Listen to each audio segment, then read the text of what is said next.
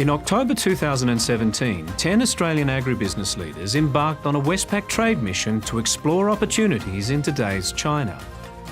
What markets are there for their products? How is business done? Should they invest in a China strategy? And if so, where to begin? There's been a restructure of the Australian agricultural industry. Gone are the old days of the old cheese and butter factory in each town.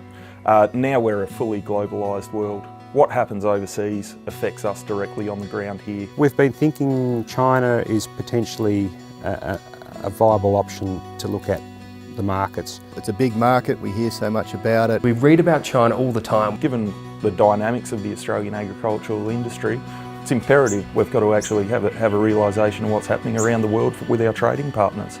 Everyone understands that they're a massive population. I knew there was 1.3 billion people. With ever-increasing standards of living. Roughly 1/3 are sort of middle and upper class, so you're talking 350, 400 million people. The sheer volume of people is enough to know that, everyday products like what we grow, they're the things that people will always need. I knew very little about China. I couldn't have told you where Beijing was, where Hong Kong was. I knew the population was really big, I expected lots of people, but I really went with an open mind. We know the market's there, it's just understanding how does it work. We hear people say Australia's the food bowl for Asia. The demand for Australian produce is just off the charts. It's such a great opportunity.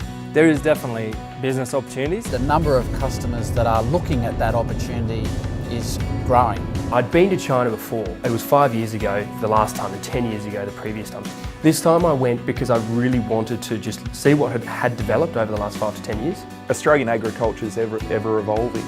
It's about looking forward rather than in the past. The buzzword is that the Chinese are buying everything. Now, being a property professional, I know that's not necessarily true, but they are actively participating in the market. So I wanted to understand more about what their motivation was, why they wanted to be here, and what was important to them in terms of who are they seeking to get advice from, and can I be one of those trusted advisors along the way. I was interested in seeing what the market held for Australian produce. Part of this experience was put in place to learn about China. Just getting a better, broader understanding of what does it mean, what's China mean. We all commercially want to do something going forward, but the learning really needs to take place first before you can do business. There's many more than one China strategy. If you cut an onion in half, there's the outside of the onion, which is China, and every ring on that onion is a part of a market that exists. And there's so many possibilities. Because each individual part is huge. I think we need to find and focus upon the one that we think will best fit. You've got to work out which part of that onion you want to even look at. You could make contacts with people that would be useful to your business. Going to China was a great opportunity to learn about a custom and a culture of people that I haven't had a lot to do with. It's a big commitment of both time and money to take the time out to go on a China trip to understand what their market is about. But I think it's an essential first step in, working out where and what you need to do in that country to move forward.